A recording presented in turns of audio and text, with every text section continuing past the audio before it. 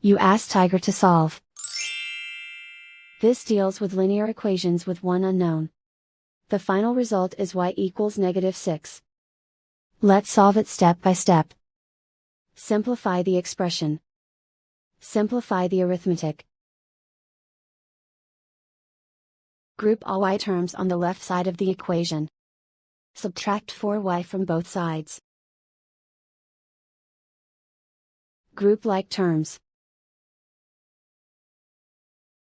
Simplify the arithmetic. Group like terms. Simplify the arithmetic.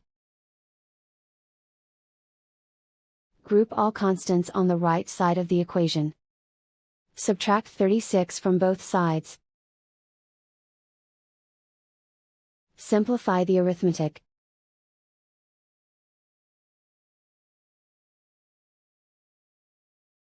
Isolate the y. Divide both sides by 9. Simplify the fraction. Find the greatest common factor of the numerator and denominator. Factor out and cancel the greatest common factor.